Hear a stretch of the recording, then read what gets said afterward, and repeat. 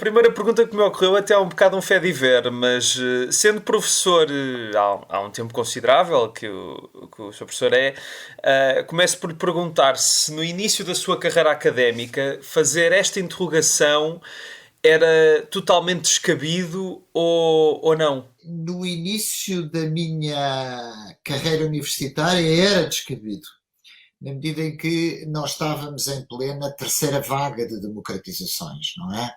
Nos anos 70, com Portugal, Espanha e Grécia, com o fim da Guerra Fria, a América do Sul, a Europa Central e Oriental, portanto estávamos em plena expansão do número de democracias e, aliás, assim continuou até o final do século XX. Se fosse no início, não da minha carreira, da minha vida adulta, isso não, porque o número de ditaduras estava a aumentar nessa altura até 1975, digamos assim. Era essa a ideia que eu teria ficado, porque no início da sua carreira universitária, de facto, haveria alguma esperança no ar que hoje não é propriamente, se calhar, aquilo que temos hoje. E o livro, de facto, não aponta um cenário bastante otimista, mas queria lhe perguntar, porque é isso que eu achei mais interessante no livro, o facto de nestes novos regimes autocráticos haver uma grande mistura de instituições ligadas à democracia e ideias democráticas com estas novas autocracias, e queria lhe perguntar se a longo prazo ainda será cada vez mais difícil distinguir umas das outras e se a grande tática das novas autocracias estará nessa difícil distinção. As chamadas ditaduras que se vestem como democracias, como eu digo no livro, citando, aliás, uma politóloga norte-americana, e as ditaduras que nem precisam de se disfarçar como democracias, essa distinção aponta para um problema de legitimidade. É que, após o final da Guerra Fria, num certo sentido, as democracias são o único regime legítimo. E quando eu digo legítimo, não é porque eu acho que devam ser legítimos ou não, é porque quer a comunidade internacional, quer o senso comum, deixou de ter alternativas ditatoriais de tipo revolucionário. Quer dizer, o socialismo comunista não é hoje uma alternativa que mobilize. Não há nenhum regime, aliás, comunista que não seja um regime sobrevivente, digamos assim, do passado. Mesmo a China contemporânea é um regime ainda formalmente uma ditadura socialista, muito embora na prática já seja bastante diferente. E, portanto, os novos regimes ditatoriais são regimes que, quer por força da comunidade internacional, quer por força da pressão gravitacional no passado dos Estados Unidos, mas também da União Europeia, das Nações Unidas, têm tendência a justamente fazer maiores concessões formais à democracia. Mas atenção, essas concessões são importantes, porque é melhor viver numa ditadura que se veste como democracia do que numa ditadura que não chega sequer a vestir-se como democracia. Portanto, as ditaduras não são todas iguais e, muito embora sejam moralmente condenáveis, não são efetivamente todas iguais e vive-se melhor em algumas do que noutras. Claro, e o livro acho que faz uma clara distinção entre as várias ditaduras passadas e presentes. É isso que diz, quer dizer, às tantas no livro, já mais para o fim, menciona que a ascensão da extrema-direita tem levado a uma diminuição da qualidade da democracia, mas que, lá está, não originou processos de mudança de regime, pelo menos para já que nós saibamos, por causa de todas essas concessões que se tem de fazer ao espaço democrático para esses regimes terem legitimidade. Mas não estarão esses novos candidatos a ditadores, que por outro lado se dizem não ser, apenas a tentar apalpar terreno até ao momento em que possam declarar as suas verdadeiras intenções? Quando nós observamos o fenómeno do populismo, daquilo que foi ficando conhecido como um populismo de direita radical, em partidos como o partido de Salvini, a Liga, ou o partido da Senhora Le Pen, ou o Vox, ou o Chega em Portugal, ou outros partidos equivalentes na Suécia, na Áustria, etc., nós temos que colocar um ponto de interrogação. Porque nós não sabemos se esses partidos são partidos que vão ser integrados pela democracia, ou se são partidos que podem ter capacidade de subverter a democracia. O que sabemos é que eles provocam, quando chegam ao poder, uma dinâmica de erosão. Isso sabemos. Sabemos que eles atacam as instituições democráticas, sabemos que o Trump nos Estados Unidos, que deslegitimam eleições democráticas, que tentam ameaçar a autonomia das instituições, sabemos por Bolsonaro, mas os resultados são contraditórios.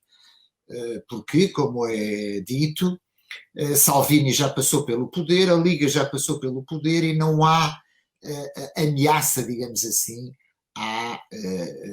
às instituições democráticas italianas. Acresce ainda um ponto que é um ponto extremamente interessante, é que estes partidos populistas têm-se desenvolvido fundamentalmente em democracias consolidadas. Quer dizer, o populismo, o Partido Populista Sueco, que é hoje o terceiro partido, instala-se numa democracia consolidada. O UKIP, a propósito do tema, evidentemente, monocromático do Brexit, não é verdade, existe numa democracia consolidada, assim como em Espanha, Portugal, Itália, França, etc. E, portanto, é difícil distinguir duas coisas. Eu vou ser muito rápido. A crise das democracias representativas, que efetivamente sofrem dinâmicas de crise, com a instalação de regimes autoritários. Mas é claro, temos exemplos, digamos, que são contrafactuais. O caso da Hungria é talvez o contrafactual mais interessante, na medida em que a Hungria é hoje um regime autoritário, mesmo que se vista como uma democracia. O exemplo da Hungria é de facto paradigmático e pasma-me muito a forma como as próprias instituições... Eu, como leigo na matéria, posso estar aqui a cometer algum erro, mas o caso da UE em relação à Hungria parece que não colocando demasiado em causa aquele regime, ao mesmo tempo parece que está a ser um pouco conivente com ele. E ao mesmo tempo a própria organização já tradicional da União Europeia parece colocar-se em risco por estar a ser conivente, entre aspas, com o que se passa na Hungria. É um caso fronteira extremamente interessante do ponto de vista analítico, ainda que não seja evidentemente interessante para quem vive na Hungria. Claro. Porquê? Em primeiro lugar, vale a pena salientar que o mundo, a comunidade das democracias, a pressão democratizadora não é muito significativa. Ou seja, muitas vezes os regimes autoritários sobreviveram longos e longos anos, não é verdade, pertencem formalmente a clubes democráticos. A ditadura de Salazar foi membro da NATO, que era formalmente uma associação de democracias, tal como a Turquia, aliás, e, no entanto, sobreviveram enquanto regimes autoritários longamente.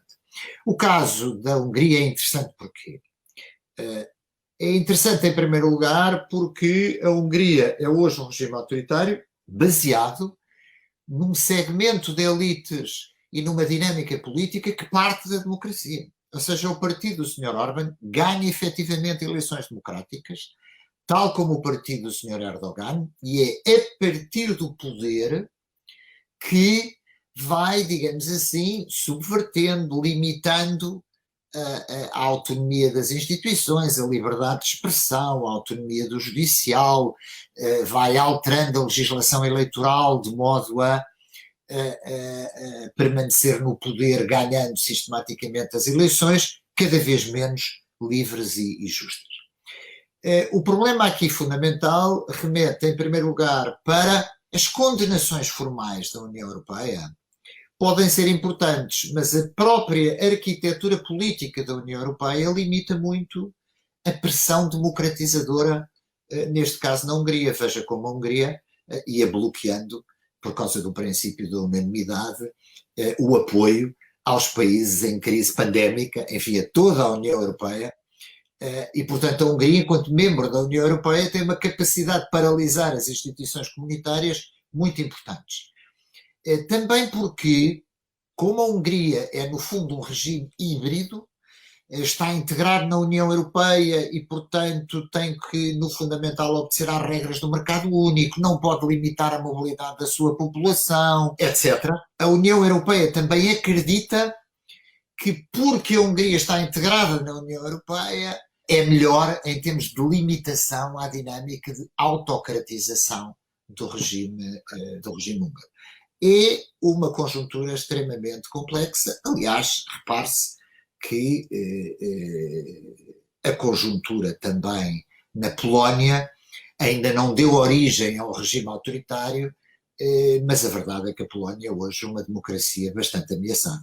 Pegou aí no tema das eleições e por acaso tinha uma pergunta para lhe fazer, mais como curiosidade e para saber a sua opinião do que propriamente para ter uma resposta acertada sobre o tema. Mas a questão da obrigatoriedade do voto, há países como, creio que no Brasil, a questão do voto é obrigatória e com o voto obrigatório tivemos Bolsonaro. Eu não quero dizer que, não tendo o voto obrigatório, isso poderia não acontecer, mas de facto, por exemplo, no caso de Portugal, e aqui pediria-lhe mesmo a sua opinião, tanto como politólogo, também como cidadão, o que é que tem a dizer sobre esse assunto? É simultaneamente muito simples e muito complexo. O problema do voto obrigatório tem na sua origem dinâmicas muito diversificadas. O que é importante salientar é que, uma vez uma democracia consolidada, com as regras que teve, sejam sobretudo eleitorais ou constitucionais, mas sobretudo eleitorais, são muito difíceis de mudar. Porquê? Porque uma alteração, uma lei eleitoral, vai sempre prejudicar alguém e favorecer alguém. Vai sempre prejudicar um partido e favorecer outro. E, portanto, falar em nome da democracia no geral exige, sob o ponto de vista, digamos, da teoria política, dois princípios contraditórios. Por um lado, o voto obrigatório, e num regime democrático, a participação política é o elemento mais importante da legitimação de um regime democrático, são os níveis de participação. E nós temos, em muitos países, participação política muito baixa que faz diminuir inegavelmente a legitimidade da democracia. Por outro lado, entra em conflito com, digamos, alguma dinâmica dos direitos fundamentais que podem passar por não participar no sistema político. Ou seja, eu posso, enquanto cidadão, decidir que o meu voto de protesto é não participar no sistema político. No início dos sistemas políticos democráticos, entre aspas, na transição do século XIX para o século XX, nós tivemos movimentos revolucionários, os anarcossindicalistas, por exemplo, que defendiam a saída do sistema político através de participação eleitoral. E nós, em princípio, não os podemos, digamos, perseguir ou tentar proibir. O voto obrigatório, e eu, por acaso, no caso português, defendo que uma das hipóteses pode ser o voto obrigatório. Porquê? Porque as reformas eleitorais têm que ser experimentalistas. Os italianos já conheceram todo o tipo de eleições e todo o tipo de legislação eleitoral. Quando, por exemplo, implementaram o voto obrigatório, quem implementou o voto obrigatório? Foi a direita, porque, para dar um exemplo, estava convencido que o voto obrigatório, dada a natureza, por exemplo, católica de muitas comunidades em Itália, etc., dado o facto de o voto feminino poder ser eventualmente mais à direita do que à esquerda, só para dar um exemplo, sim. implementar o voto obrigatório. Enfim, e outras medidas do mesmo tipo. No Brasil, o voto obrigatório tanto fez eleger Lula como fez eleger Bolsonaro, ou seja, não é apenas por uma questão do voto obrigatório. Agora, para Portugal há um ponto que parece muito importante, e esse ponto é: as democracias são experimentalistas, ou seja, tentam, evidentemente, resolver o problema da participação com dinâmicas de reforma eleitoral. E, portanto, o voto obrigatório é efetivamente uma das hipóteses para justamente resolver o problema da legitimidade. Com o voto obrigatório, tecnicamente, nós sabemos que, tendo em vista que as penalizações são muito pequenas, não vamos agora estar com uma pistola, enfim, ou penas de prisão para quem não votar. No geral, essas medidas são de caráter legal, como, por exemplo, o bilhete de identidade, não interessa agora, ou muitas vezes de caráter fiscal, pequenas multas, etc. Ou muitas vezes são positivas, bonificação fiscal, etc. Mas, na realidade, nós observamos que, com o voto obrigatório, as democracias que o têm uma taxa de abstenção que, no geral, não passa dos 20%. E, portanto, há algo que o voto obrigatório nós temos. Temos, de facto, um retrato fiel das atitudes eleitorais de uma comunidade dada, tendo em vista que 80% da população, no geral, participa no sistema político. Claro que tem efeitos muito perversos, inclusivamente, muitas vezes, poder favorecer partidos antissistema, revoltas eleitorais, por exemplo, contra os partidos dominantes, digamos assim, de uma dada democracia. De facto, tem toda a razão e muito melhor termos a oportunidade de uma eleição representar a maior parte do país do que só 40% ou 50% ou 60%. E os 60% já teria sido há muitos anos, porque creio que a abstenção já anda à volta dos 50%. Está no pós-25 de Abril, no início. Enfim. Depois foi sempre a descer, progressivamente. Foi sempre a descer.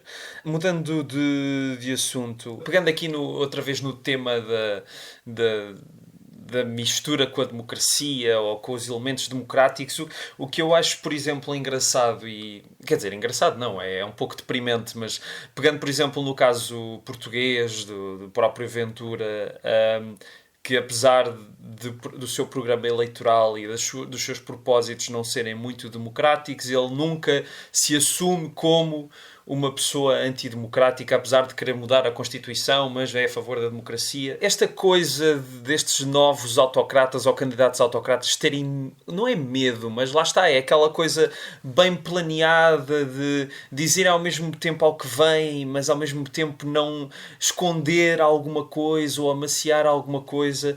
Acha que isto pode durar muito tempo, este tipo de tática? Bem, vamos ver. Eu, como cientista político, não posso, como académico neste caso, não posso e não devo, aliás, e não acredito em algumas intuições sobre o crescimento, desaparecimento, claro, etc. Por exemplo, durante muitos anos, a maior parte dos jornalistas internacionais perguntavam-nos a nós e a outros porquê é que não existem partidos de extrema-direita em Portugal. E alguns diziam, porque por causa do 25 de Abril, porque os portugueses têm uma memória, não é verdade, uma ditadura de direita.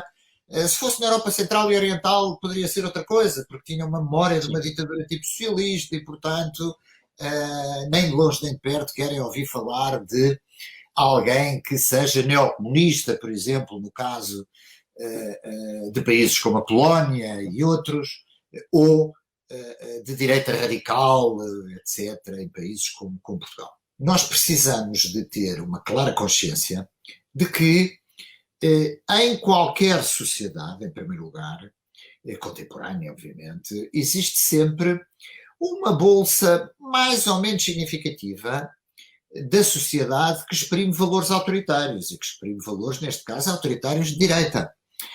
O que muitas vezes acontece é que os partidos, no seu leque de esquerda-direita, como alguém disse há muito tempo, foi aliás um homem que vinha da extrema-direita neofascista e que depois foi tendo um percurso político diferenciado, que é Jaime Nogueira Pinto, e o Jaime Nogueira Pinto dizia que, no caso português, no primeiro partido da direita democrática, que foi o CDS, o eleitorado do CDS estava à direita do CDS, os militantes do CDS estavam à direita dos dirigentes do CDS. Ou seja, o que é que ele queria dizer com isto?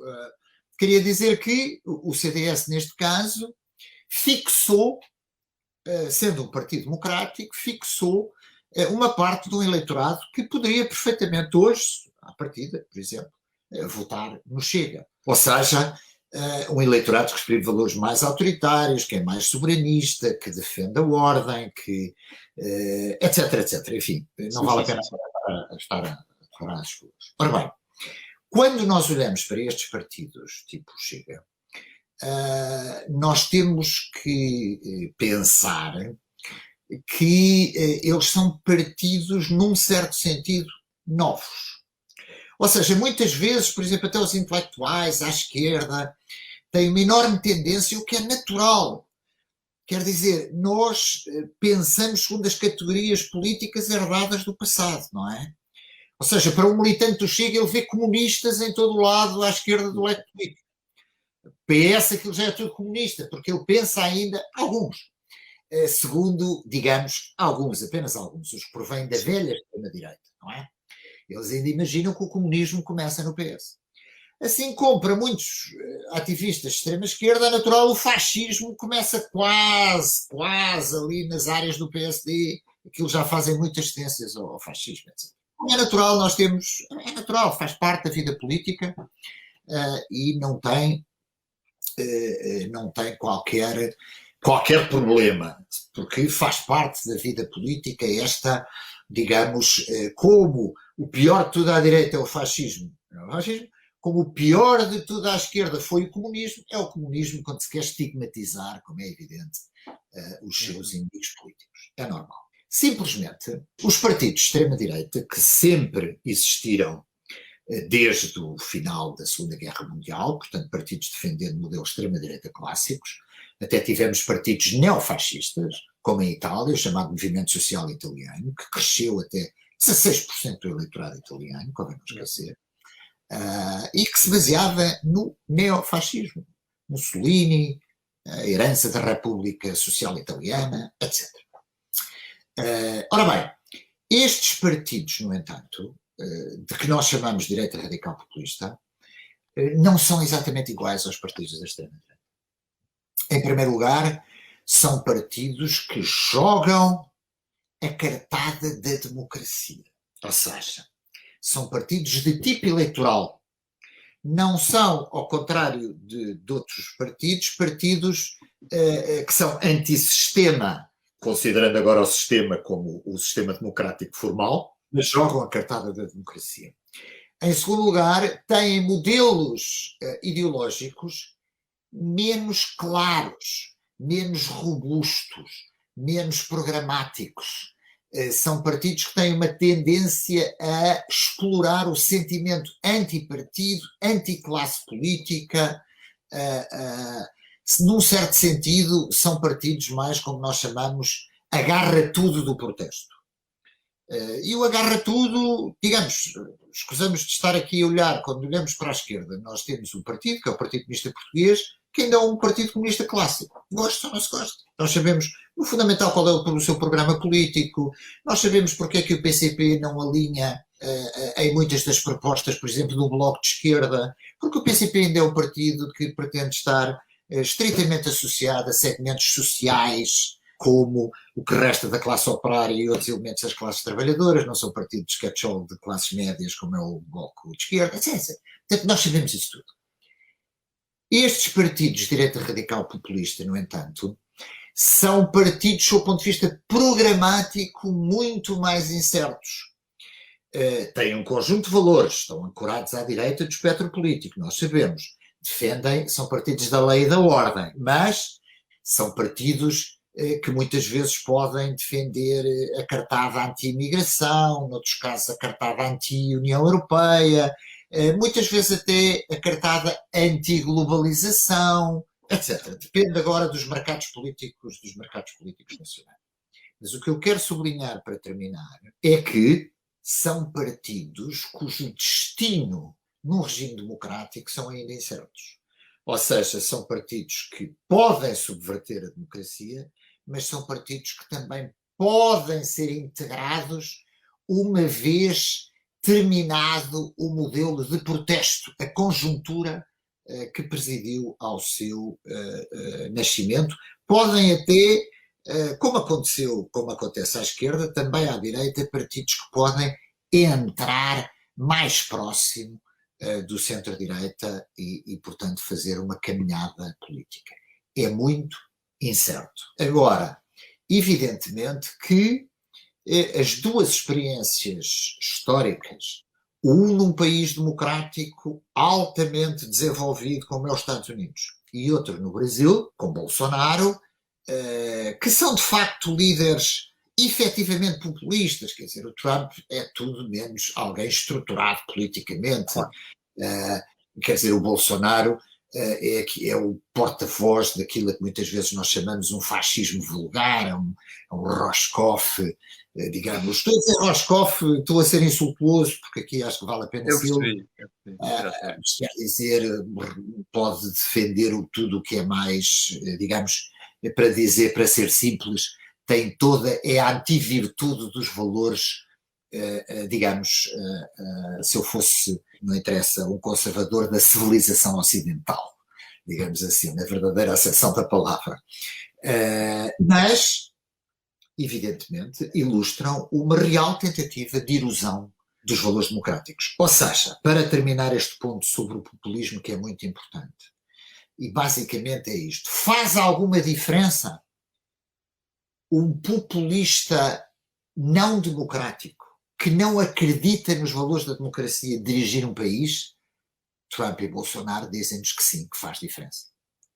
Não derrubam a democracia, porque as instituições muitas vezes são bastante fortes, mas que faz diferença, faz.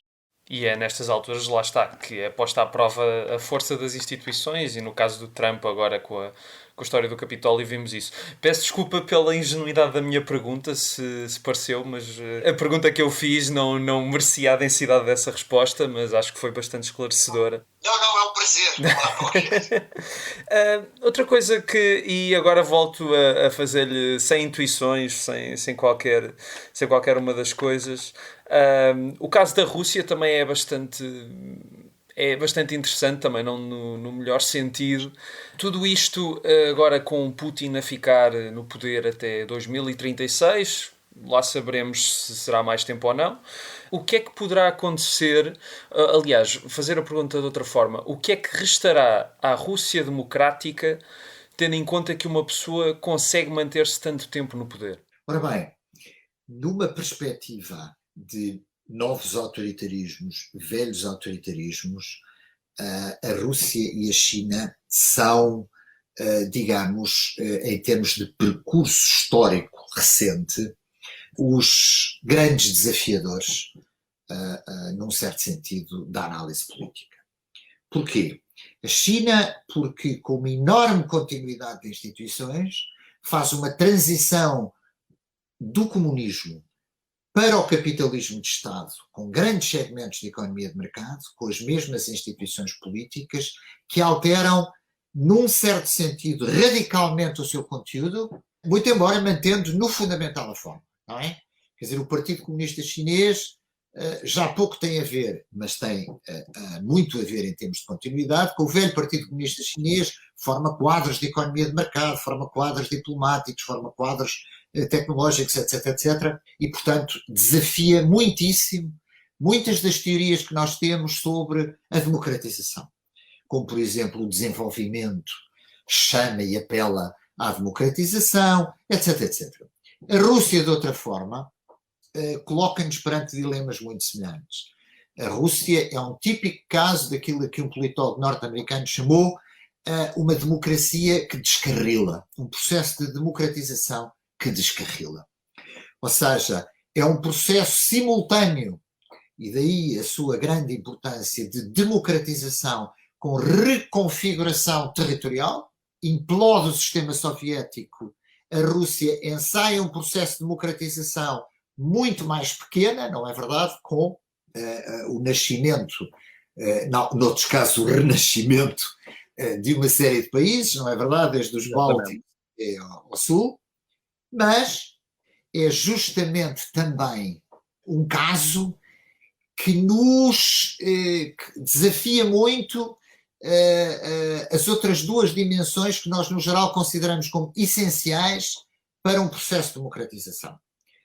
No caso da Rússia, uma dinâmica de privatização, de desenvolvimento da economia de mercado, que, no caso russo, a elite política russa neo-autoritária rapidamente reorganiza, elimina o poder autónomo, muitas vezes corrupto, dos grandes grupos económicos privatizados, estabelecendo uma ligação muito impressionante entre a elite política e o controle dos recursos, na maior parte dos casos recursos naturais, com empresas privadas ou públicas que são diretamente dependentes de Putin, e simultaneamente a Rússia transforma-se naquilo que nós podemos chamar um dos primeiros autoritarismos competitivos, que justamente simboliza o que nós hoje consideramos como estas ditaduras que se vestem como democracias. Permanece com muitos requisitos formais da democracia. Por exemplo, Putin passa de primeiro-ministro a presidente, presidente a primeiro-ministro, para se manter no poder com base numa ficção constitucional. Acabou de fazer uma revisão constitucional que vai permitir, portanto, ficar mais no poder, não escapando à regra número 1 de uma ditadura, que é a personalização do poder. Exatamente. Que é a tendência natural dos regimes autoritários. A seguir tem um partido dominante, mas conhece formalmente o pluripartidarismo, ou seja, outros partidos estão representados na Duma. Já não estamos a falar de uma ditadura de partido único, mas de partido dominante. Controla os meios de comunicação social, mas existe alguma liberdade de expressão, muito maior do que alguma vez existiu na antiga União Soviética, ou na ditadura de Salazar, ou na ditadura de Franco, ou de Pinochet, tanto faz agora qualquer outro regime, mas que evidentemente estão muito sob controle, muito limitado pelo poder de Estado. Já não conhece repressão política de massas, mas efetivamente, justamente, é um regime de tipo autoritário, que tem naturalmente um objetivo, e esse objetivo é um objetivo relativamente popular, estratégico, na Rússia. E convém não esquecer, em primeiro lugar, é o nacionalismo, ou seja, num certo sentido, uma ideologia de orgulho nacional e de recuperação àqueles que são os polos da identidade nacional russa. E alguns deles foram já recuperados da identidade nacional russa.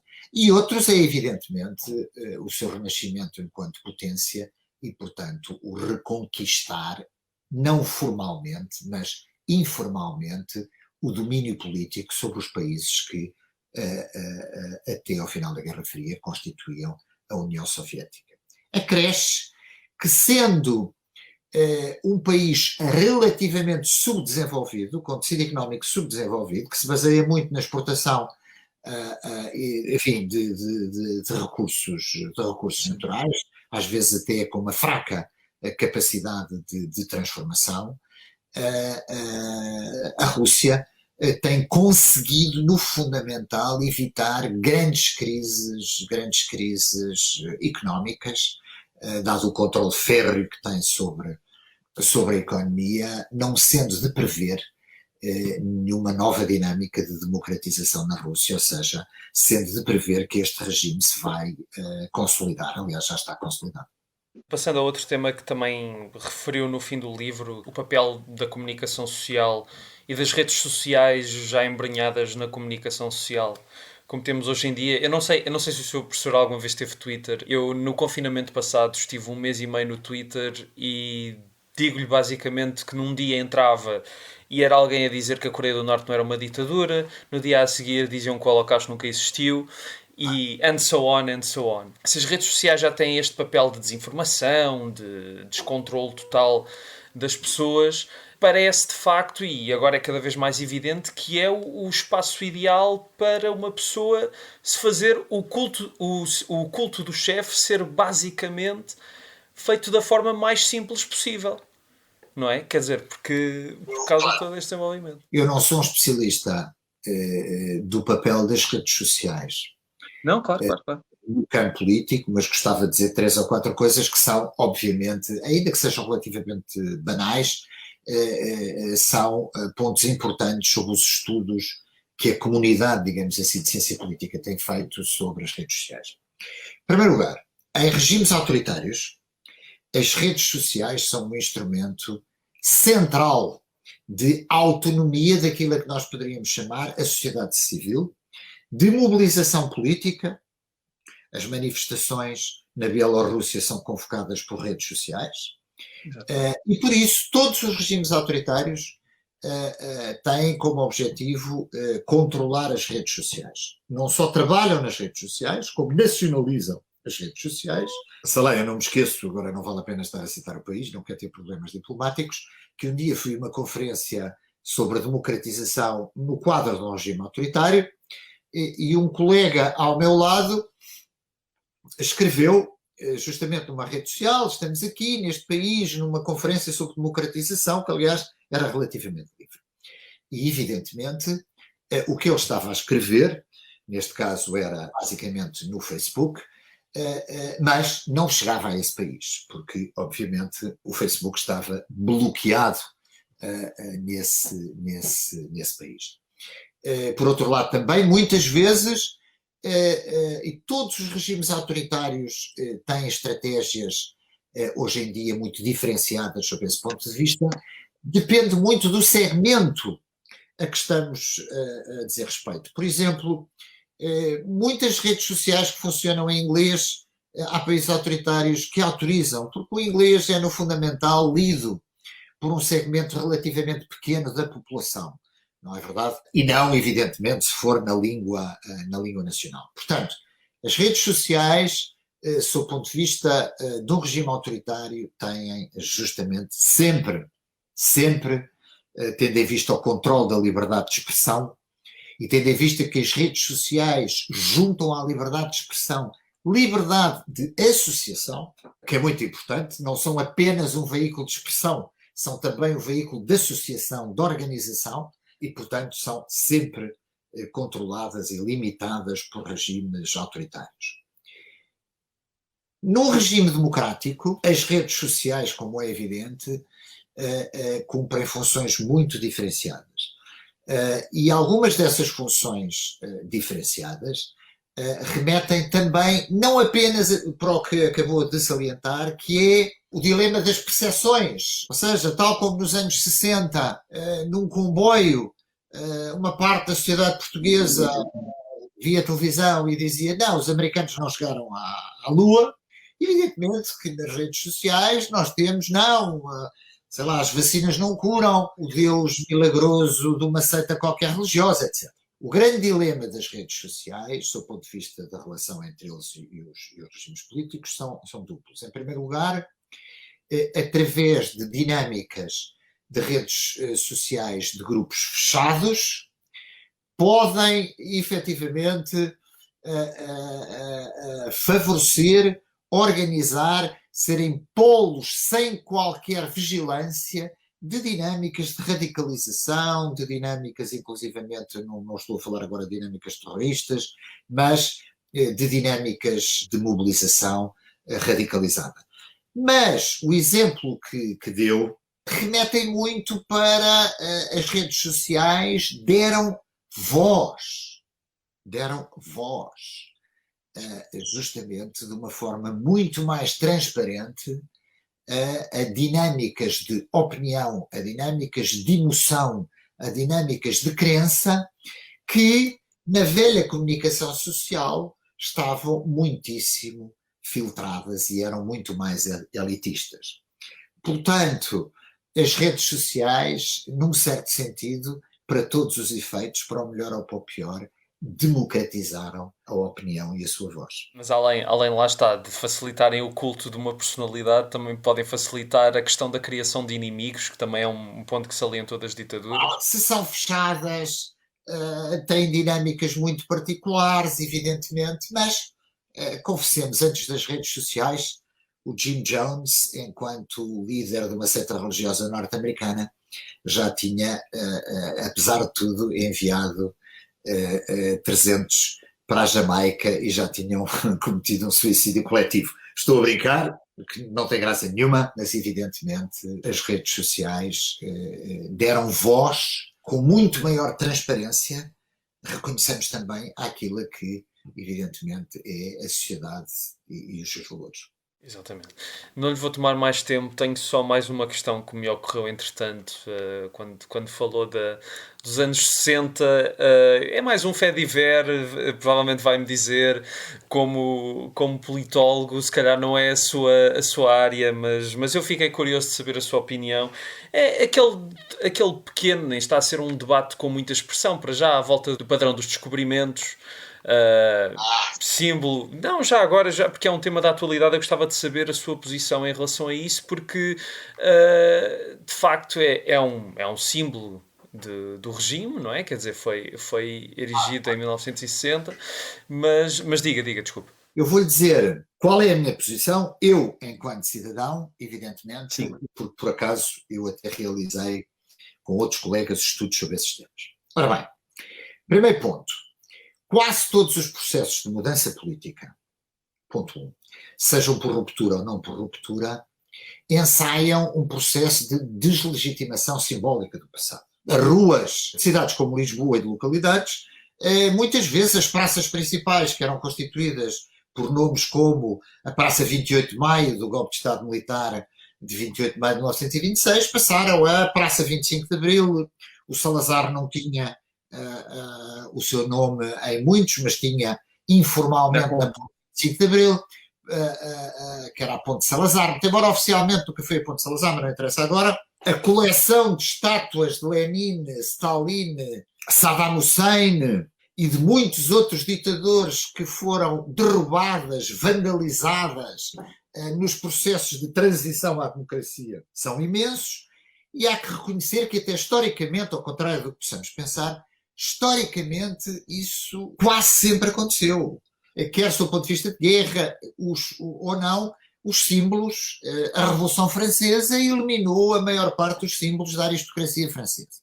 Portanto, processos de mudança política, no geral, tendem a um processo de deslegitimação e muitas vezes também desses seus símbolos. Qual é a minha posição? A minha posição é simples, a minha, pessoalmente. Os regimes políticos democráticos têm todo o direito de reconfigurar os seus símbolos.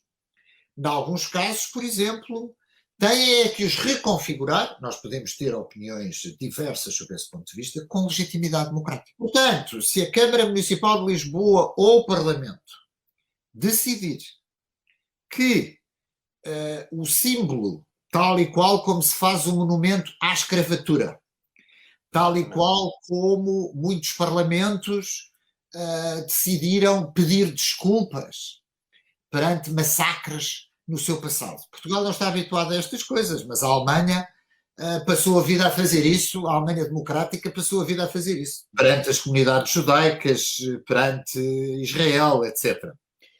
Tal como muitas outras democracias, por exemplo, até perante dimensões históricas mais complexas, não é verdade? Como os Estados Unidos perante as suas comunidades índias ou perante algumas das suas comunidades afro-americanas da herança da escravatura. Portanto, a minha posição enquanto cientista político é simples. Desde que tenham legitimidade democrática, uma democracia tem todo o direito de reconfigurar os seus símbolos nacionais, de criar uma dinâmica que seja, acima de tudo, de valorização de símbolos democráticos e, evidentemente, de, eventualmente, eliminar símbolos de regimes ditatoriais e autoritários. Eu, pessoalmente, enquanto cidadão, diria que não. Ou seja, deixemos lá ficar o padrão dos descobrimentos. Em princípio, porque o padrão dos descobrimentos não é um monumento, não está ali representado um escravocrata, não está ali representado um torcionário, não está ali representado o chefe da polícia política de Salazar. E, portanto, eu diria que sim, tal como o Marquês de Pombal continua claramente na praça mais importante da capital do país, e eu acho que vale a pena deixá-lo lá estar. Aliás, o monumento foi feito por republicanos, por acaso, e não, por exemplo, pelo Estado Novo. Mas há um ponto, eu termino, a identidade nacional portuguesa é muito marcada por uma visão benigna do Império Colonial Português, e também muito marcada por aquilo que nós poderíamos chamar um consenso lusotropicalista, de que a sociedade portuguesa, o colonialismo português nunca foi racista, nunca teve atitudes de exploração e opressão de outros, etc. Mas, sob esse ponto de vista, eu diria que a democracia portuguesa pode acrescentar em monumentos e em símbolos, não tem nada de especial para tirar. Sim, sim, é verdade. Não temos, por exemplo, um processo ainda tão longo para fazer como em Espanha. Lembro-me de ver um documentário há 2 ou 3 anos em que havia ainda várias ruas com nomes de torturadores do franquismo e de facto foi. Acho que não sei se para já todo esse processo está concluído e também todo o mausoléu de Franco, que só há pouco tempo essa história também me sempre fez muita confusão. O Val dos Caídos, o monumento aos vencedores da Guerra Civil, o monumento de homenagem ao ditador e ao franquismo, não é verdade? Feito por presos de delito comum e presos políticos, só agora, há muito pouco tempo, é que foi despolitizado.